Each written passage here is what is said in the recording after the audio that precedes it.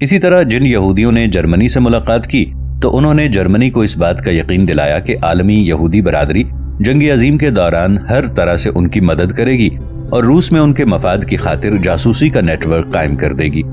اتحادی ممالک سے ملنے والے فریق کی قیادت ڈاکٹر ویزمین نے کی، جو 1904 میں ہرزل کی موت کے بعد صہیونی تحریک کا صدر بنا تھا۔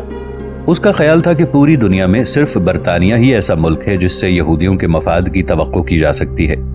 اس نے اپنی ڈائری میں لکھا ہے کہ پہلی عالمی جنگ سے قبل ہی فلسطین کو یہودی مملکت بنانے پر اتفاق ہو چکا تھا اور انگلینڈ نے 10-15 سال کی مدت کے دوران اس علاقے کو یہودیوں کے حوالے کرنے کا وعدہ کر لیا تھا۔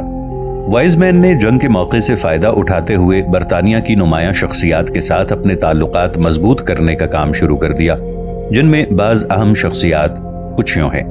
لارڈ بیلفور، اسے فخر تھا کہ وہ یہودی ہے اور اس کا مشہور وعدہ اعلان بلفور کے نام سے جانا جاتا ہے۔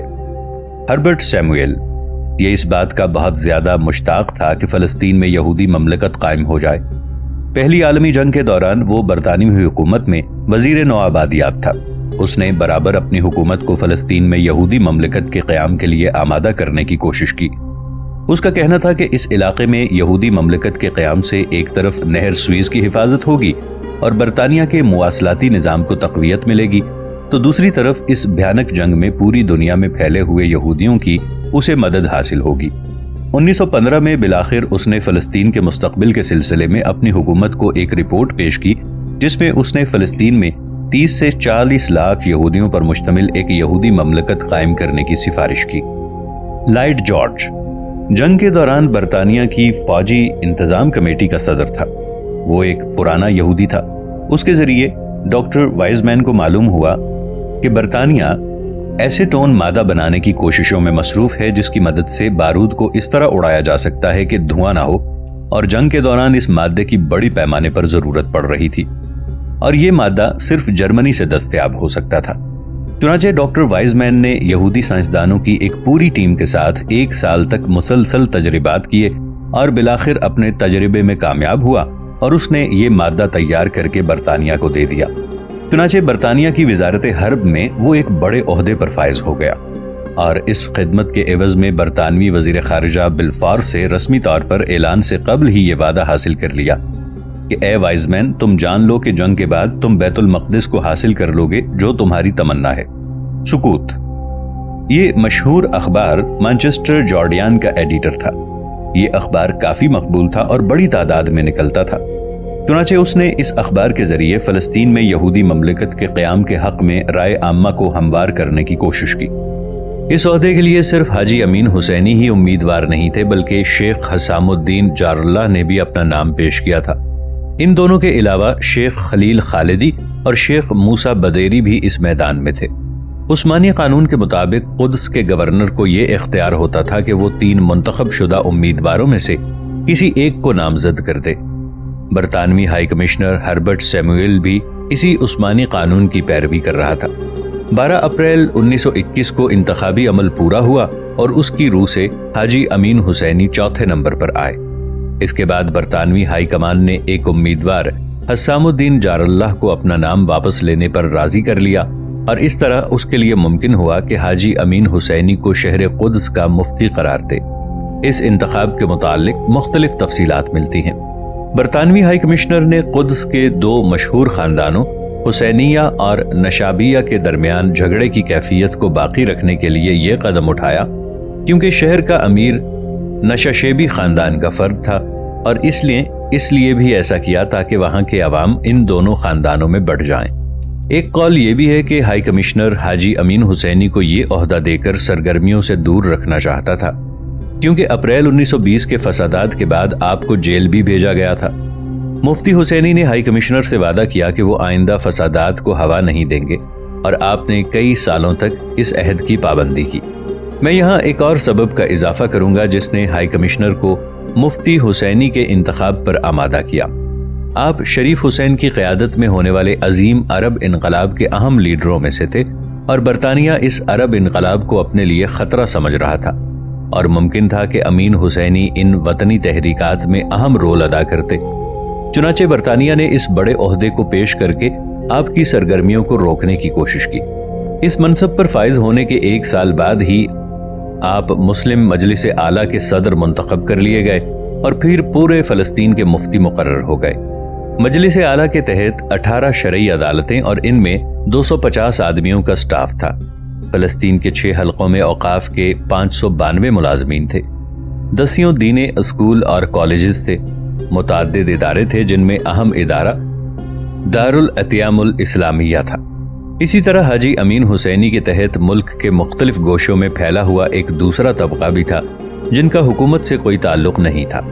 یہ لوگ شرعی عدالتوں کی نگرانی میں ملک کے مختلف گوشوں میں نکاح کروانے کا کام انجام دیا کرتے تھے۔ ان کی تعداد بھی سینکڑوں میں پہنچتی تھی۔ اس طرح حاجی امین حسینی ان افسران اور افراد کی مدد سے پورے ملک میں عوام کے ہر طبقے پر پہنچنے میں کامیاب ہو گئے اور آپ جس طرف چاہتے ان کی رہنمائی کر سکتے تھے۔ اب بات کریں گے مفتی حسینی کے سیاسی رول پر۔ مفتی حسینی اور ان کے معاصرین کو ایک نہایت ہی مشکل، نازک اور پریشان کن سیاسی دور سے گزرنا پڑا، جبکہ معاملات ایک دوسرے میں گڈمڈ تھے، مفادات متصادم تھے، معاہدے بن اور بگڑ رہے تھے۔ امیر مکہ شریف حسین کی قیادت اور برطانیہ کی حمایت میں عرب ممالک خلافت عثمانیہ سے آزاد ہونے کی کوششوں میں مصروف تھے۔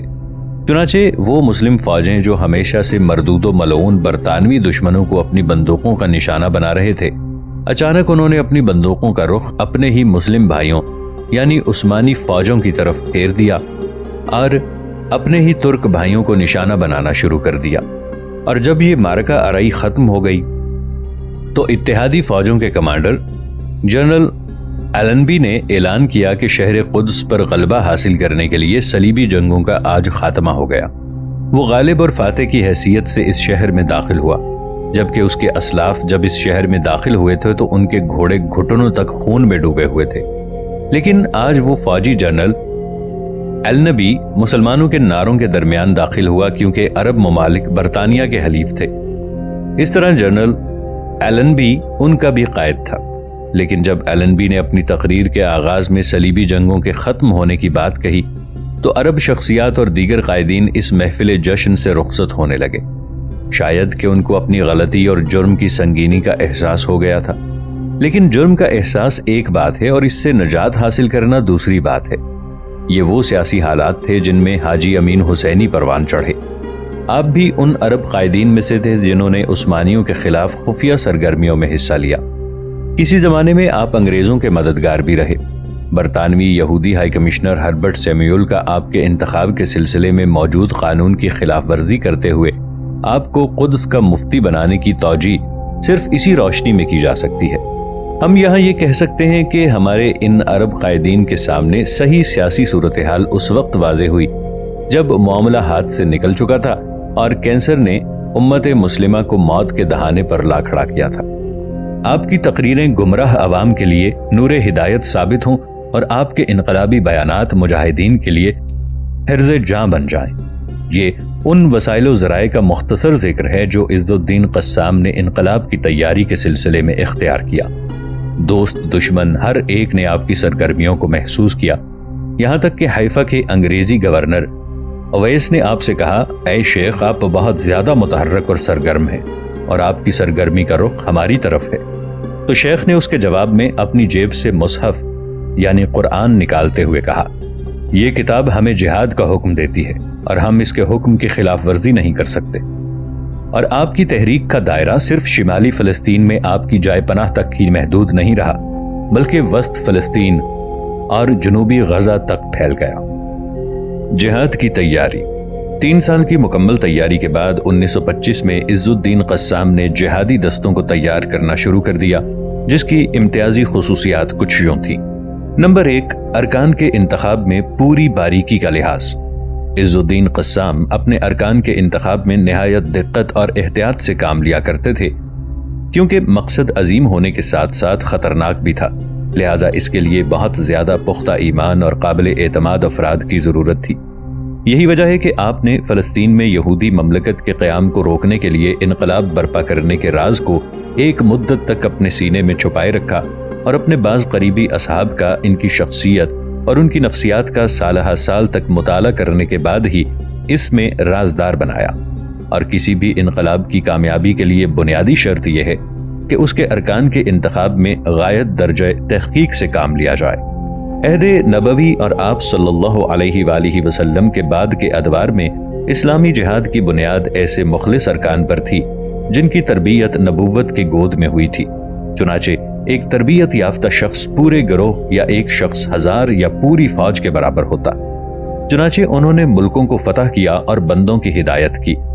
وہ ہمارے لیے علامت اور نمونہ ہیں، اور مسلمانوں نے بعد کی تمام فتوحات اسی طریقے کو اپنا کر حاصل کی۔ نمبر 2، رازداری۔ قسام نے اپنے فوجی دستوں میں مکمل رازداری کو ملحوظ رکھا۔ گو کہ تحریک اسلامی کے دعوتی کاموں میں رازداری کی اہمیت کچھ کم ہے، لیکن فوجی نظام میں اس کی بہت زیادہ ضرورت اور اہمیت ہے۔ چنانچہ عز الدین قسام کی جس شخص پر نظر انتخاب پڑتی تو آپ ایک عرصے تک اسے مختلف طریقوں سے آزماتے اور کسی راز کی حفاظت کے ضمن میں اس کے صبر و عزیمت کا امتحان لیتے۔ بلکہ بسا اوقات تو ایسا بھی ہوتا کہ تحریک کے بعض ارکان ایک دوسرے سے بھی ناواقف ہوتے تھے۔ آپ کے احتیاط کی انتہا یہ تھی کہ آپ کے ساتھ کام کرنے والے افراد کے تحریکی نام ان کے اصل نام سے مختلف ہوتے تھے۔ نمبر 3، اختصاص کے پہلو کا لحاظ۔ وقت اور زمانے کے ساتھ روزمرہ کے مسائل و موضوعات میں بھی اضافہ ہوتا گیا۔ زندگی کے ہر شعبے کے معاملات کے نظم و تربیت کے لیے ایک مستقل فن ایجاد ہو گیا۔ اس طرح جب ایک ماہر شخص اپنی مہارت کے میدان میں کام کرتا ہے تو اس کے نتائج اکثر اچھے نکلتے ہیں۔ اگر قائد یہ سمجھ لے کہ اس کے اندر ہر طرح کی صلاحیت ہے اور وہ جنگ کے میدان کا قائد، فوجی تربیت کا استاد، پرامن حالت میں امام اور ایک ماہر اقتصادیات بھی بن سکتا ہے، تو آپ جان لیجئے کہ معاملات صحیح رخ اختیار نہیں کر رہے ہیں۔ چنانچہ عز الدین قسام نے اپنے فوجی دستوں کی تنظیم میں اختصاص کے پہلو کو ہمیشہ ملحوظ رکھا اور اپنے اخوان و انصار کو مختلف جماعتوں میں تقسیم کر دیا۔ یہ جماعتیں کچھ یوں تھیں۔ سب سے پہلے بات کریں فدائی گروپ کی۔ ان کی ذمہ داری یہ تھی کہ مجاہدین اور فدائین کی مختلف ٹکڑیوں کو براہ راست مسلح اقدام کے لیے تیار کرنا، اور اس شعبے کی نگرانی عثمانی انسپیکٹر جنرل جلادات کے ذمہ تھی۔ انقلاب کی تیاری کا گروپ، اس کا کام یہ تھا کہ یہودی تحریکوں اور برطانوی حکومت کی سازشوں کا پردہ چاک کرے، مجاہدین میں انقلاب کی روح پھونکے اور عوام کو اس سازش کے خلاف بیدار کرے جس کا مقصد بیت المقدس اور فلسطین پر قبضہ کرنا ہے، اور اس کی ذمہ داری حاجی حسین حمادہ پر تھی۔ مالیاتی شعبہ، اس کا کام اسلحہ خریدنے کے لیے ارکان سے چندے وصول کرنا اور صاحب خیر حضرات سے عطیات قبول کرنا تھا۔ اس کے ذمہ دار شیخ حسن باید اور شیخ نمر سعدی تھے۔ شعبہ تبلیغ و اشاعت، اس کا کام شہریوں، طلبہ اور ہر حاس و عام شخص میں جہاد کی روح پھونکنا اور ان کو دینی امور کی تعلیم دینا تھا۔ سیاسی شعبہ، اس کے ذمے عالم عرب کی مشہور سیاسی شخصیات سے ربط و تعلق قائم کر کے ان کی صفوں میں اتحاد پیدا کرنا تھا۔ اسی طرح انگریزوں اور یہودیوں کے خفیہ رازوں کو معلوم کرنے کے لیے ان کے درمیان جاسوسی کرنا بھی اس کے پروگرام کا ایک حصہ تھا۔ عوامی شعبہ، اس کا مقصد مظاہروں میں شرکت کرنا اور مظاہروں کا نظم کرنا تھا۔ اس کے ذمہ دار شیخ محمد مخزومی تھے۔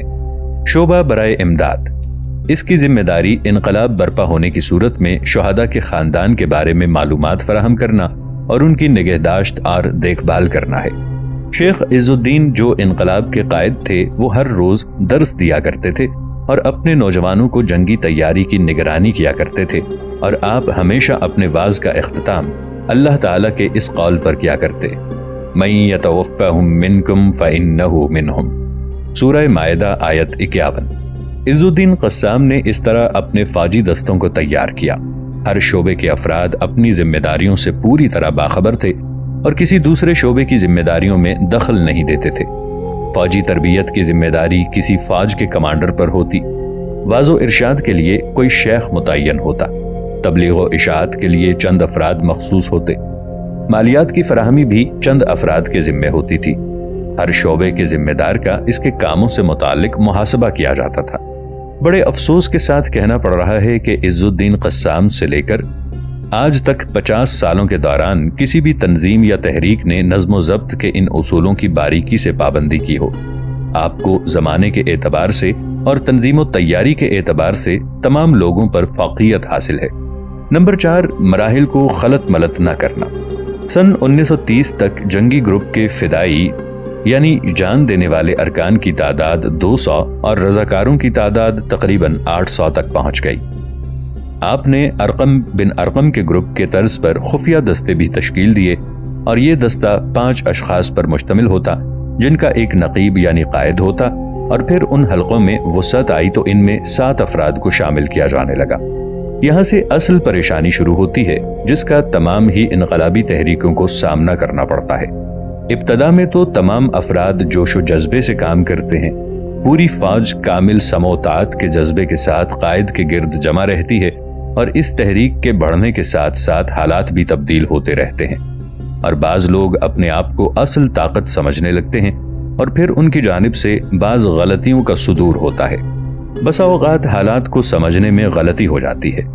اس طرح کی صورتحال میں بعض جلد پسند حضرات مراحل کو خلط ملط کرتے ہوئے دشمن سے سامنا کرنے کے معاملے میں جلد بازی کرنے لگتے ہیں، اور قیادت کا اصل امتحان اسی وقت شروع ہوتا ہے کہ یا تو وہ ان جلد باز اور پرجوش افراد کے سامنے اپنے موقف پر سختی سے جم جائے اور تمام لوگوں کو پہلے سے طے شدہ پروگرام اور متعینہ خطوط کی پابندی کو لازم قرار دے دے، یا تو وہ ان جذباتی لیڈروں کے سامنے جھک جائے اور ان کی باتوں کو مان لے، اور ایسی صورت میں نتیجہ بربادی اور ناکامی کے سوا اور کچھ برآمد نہیں ہوگا۔ ہم یہاں دیکھیں گے کہ جب عز الدین قسام کے سامنے یہ مرحلہ درپیش ہوا تو آپ نے اس صورتحال کا مقابلہ کس طرح کیا۔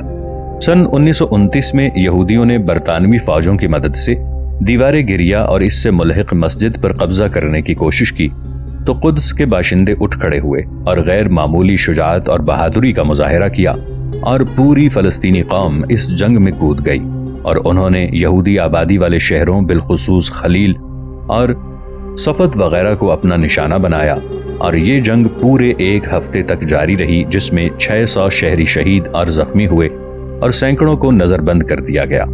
اور برطانوی ظلم و زیادتی کی انتہا 3 شہیدوں کی سزائے موت تھی، جن میں صفت کے فواد حجازی، خلیل کے محمد جمجوم اور عطا ریز تھے۔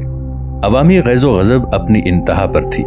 قسام کے ایک فوجی دستے کے قائد ابو ابراہیم کبیر یعنی خلیل محمد عیسیٰ کا خیال تھا کہ انقلاب کے اعلان کا وقت آ چکا ہے، لیکن قسام نے ہر مسئلے کے ہر پہلو کا باریکی سے جائزہ لیا، اور اس ضمن میں شام میں فرانسیسی قبضے کے خلاف معرکہ آرائی کے تجربے سے فائدہ اٹھایا، اور اپنی ذاتی قوت فیصلہ کو بروئے کار لاتے ہوئے پورے عزم و یقین اور دانش مندی کے ساتھ اپنے رفقا سے کہا، ابھی وقت نہیں آیا ہے اور ہر ایک کے لیے ڈسپلن کی پابندی ناگزیر ہے، بس جس کسی کو اس مسئلے میں اختلاف ہو تو وہ اپنے لیے الگ راستے کا انتخاب کر لے، اور ہمارا راستہ تو الگ ہے۔ انقلاب کا اعلان تو اس وقت تک نہیں کیا جائے گا جب تک کہ تمام تیاریاں مکمل نہ ہو جائیں۔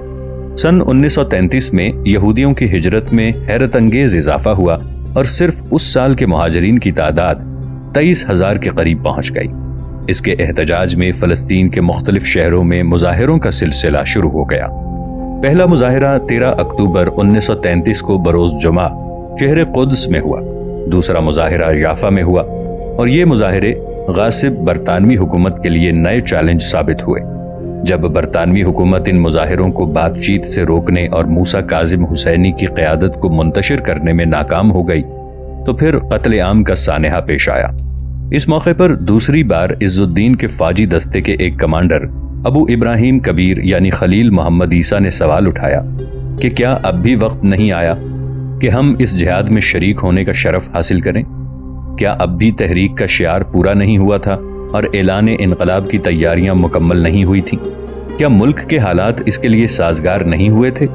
کیا شمالی علاقے صفد سے لے کر جنوب میں خلیل تک برطانوی حکومت کی مسلح کارروائیاں حالات کے سازگار ہونے کی دلیل نہیں تھیں؟ کیا یہ عوامی مخالفت اس بات کی مستحق نہیں کہ ہم اس میں شریک ہوں اور انقلاب کے ذریعے ان کا دفاع کریں؟ بلکہ اب تو وہ وقت آ چکا ہے کہ ہم پردوں کے پیچھے سے نکل کر میدان میں آ جائیں۔ شیخ عز الدین قسام، جن کی عمر 50 سال سے زیادہ ہو چکی تھی، لیکن ان کے ذہن سے اب تک شام کے انقلاب میں ہونے والی ناکامی کا زخم مندمل نہیں ہو پایا تھا۔ آپ کہا کرتے تھے کہ کیا مناسب تیاری سے پہلے اقدام ناکامی کے اسباب میں سے ایک بڑا سبب نہیں ہے؟ کیا اس تحریک کا مقصد تمام وقتی حادثات کا جواب دینا ہے، یا اس کی حیثیت ایک ایسے شعلہ جوالا کی ہے کہ جب یہ بلند ہو تو دشمن کے سارے ٹھکانوں کو جلا دے اور کوئی اس آگ کو بجھانے پر قادر نہ ہو